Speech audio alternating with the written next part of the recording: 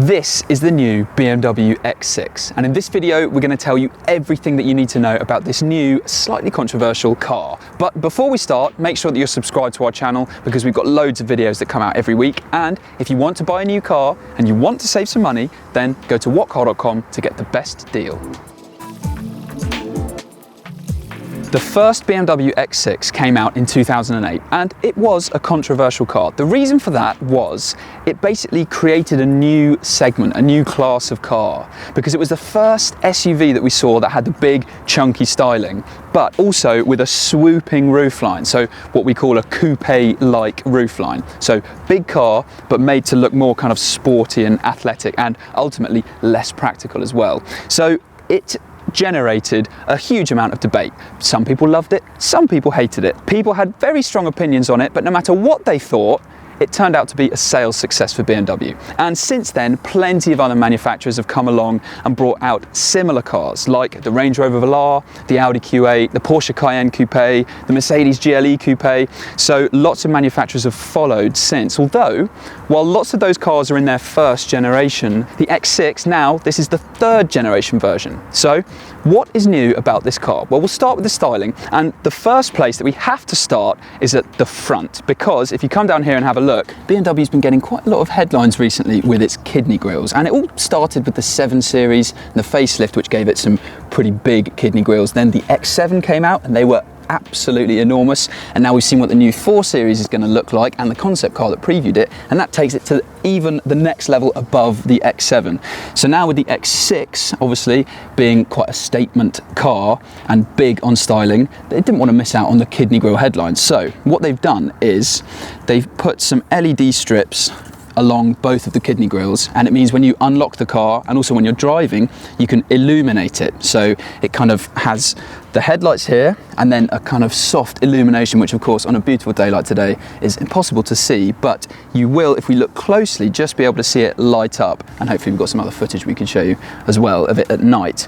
So it's on the options list, and whether you want to tick it or not will be entirely up to you, and what your opinion is of it I would also be interested to know, so make sure you leave some comments below. Other features to point out on the car, you can see from before, still this dramatic swooping roofline, although for the third gen X6, it's been made to be a little bit lower, just by a few millimeters, so not much, but it is lower. And you can also see that what BMW calls the character line of the car used to run along the door handles, but on this third gen, it's moved up a little bit to just make the car slightly more aggressive, bolder. So BMW were explaining that's what they really wanted to do with this third gen version of the car, just make it slightly more aggressive, stronger. And then also if you come around here, you can see what looks like something that might be of practical use for a sporty car, but they are completely closed, so no practical use whatsoever here, which is a bit annoying. I don't really like that on cars. I don't know if you do either.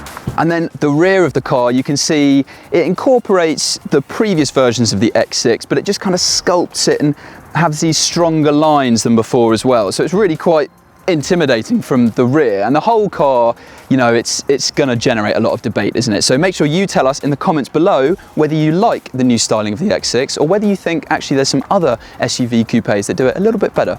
But next we're going to look inside and see what's new there. Now, the interior of this third generation X6 has been modernized compared to the second generation, so it gets BMW's latest layout and design, and it means that the fit and the finish and all the materials are brilliant and among the best that you'll find in the class. It's really, really a very nicely executed interior. And of course, iDrive, this infotainment system here, remains one of the best, and I've just used gesture control to accidentally turn the radio on, but you can see you have the rotary dial still, you have the option of touchscreen, and as I just nicely demonstrated, some gesture control features, and all of that just means it's so easy to use, it's so slick, and it's just packed with features as well. So it's really excellent. But if you're familiar with other BMW interiors, then you'll notice that this is basically a carbon copy of what you find in all of those.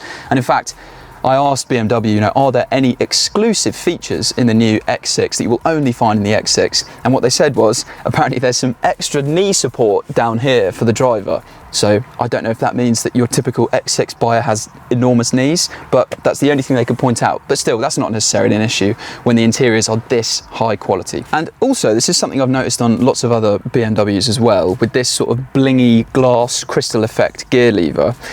The thing that annoys me about it is the X that's kind of lasered into the design of this only looks right if you kind of view it from about here, where you can see nice and clearly it's one X. But from the driver's seat or the passenger seat, when you look at it, because of the way the glass has kind of been cut and the angles that are on it, it splits the logo into 4 different versions. So for me, that just looks a bit sort of messy and annoying. But that is obviously not a reason to buy or not buy the car. It's just one observation that I've noticed on a lot of modern BMWs, and I wonder if you have the same annoyance with it or have noticed it as well. Probably not. It's probably just me being stupid. But anyway, for now, we're going to look in the rear seats of the X6. Now, rear seat space is typically a weak point of cars in this segment because, of course, you have the nice sloping roofline, which looks good from the outside, but cuts down and swoops down dramatically at the back, which inevitably cuts into headroom available for the rear passengers. But you can see in this X6 with no sunroof, the headroom is pretty good. And in fact, generally it's very comfortable back here. Now, this car is very closely based on the X5 as well. Obviously the styling is very different, but underneath the two cars are very similar. So the distance from the front wheels and the rear wheels is the same, which means just like the X5, you've got a good amount of leg room.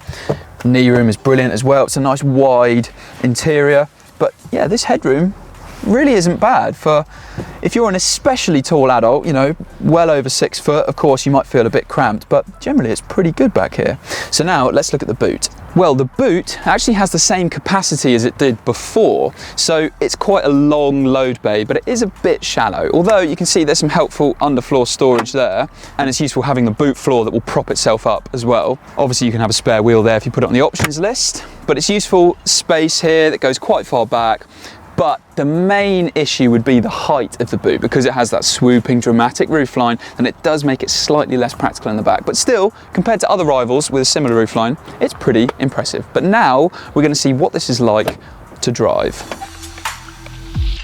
In the new X6, you've got currently a choice of 4 engines, 2 petrols and 2 diesels. So you have an xDrive 40i and an M50i, which is the car that we're in now. And this is the twin turbocharged V8 that we tried in the 8 Series and in some other BMW products as well. And in the X6, it's still just as hilarious and characterful and loud, properly powerful as it is in those other cars as well. So 0 to 62 miles per hour is 4.3 seconds. In a big SUV like this, it's so impressive. So the pace is properly effortless. Of course, it will cost quite a lot to run and quite a lot to buy outright, but if you want performance and you want an X6, then you're simply going to have to go for this model.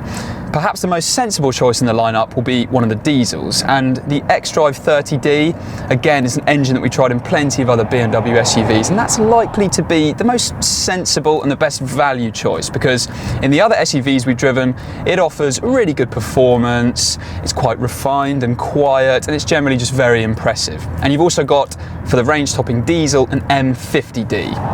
And to drive, well, the X6 does what a lot of the big BMW SUVs do. So it's certainly good to drive by SUV standards, certainly that's for sure. It's got really meaty steering that gives you plenty of confidence going through corners. It's quite agile as well, considering its size. It does actually shift its weight pretty well. It might not look from the outside that it would be capable of doing something like that, but certainly behind the wheel it does feel pretty agile. Ultimately, the X6 doesn't quite offer the physics-defying handling ability of the Porsche Cayenne Coupe, but it is just as good to drive as the nimble Audi Q8. The Q8 is a bit more comfortable to drive though. In the M50i with its adaptive M suspension, there is a firm edge to the ride, but it's certainly not uncomfortable. And apart from a bit of road roar, it's fairly quiet inside too.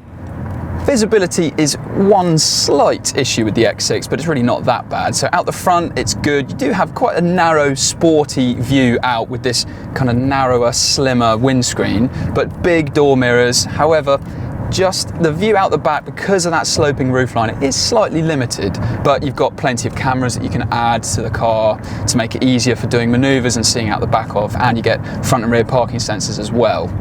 The first X6 could be cynically dismissed as a reskinned, less practical, more expensive X5, but BMW has refined the X6's offering, meaning this third generation model now isn't necessarily a heart first, head later purchase if you're after this kind of car. For much more on the BMW X6 and to get a great deal on one, go to whatcar.com. If you've enjoyed this video, give it a like. If you've got any questions or opinions about the car, then please leave a comment and make sure that you're subscribed with notifications turned on, because we have lots more videos just like this coming up soon.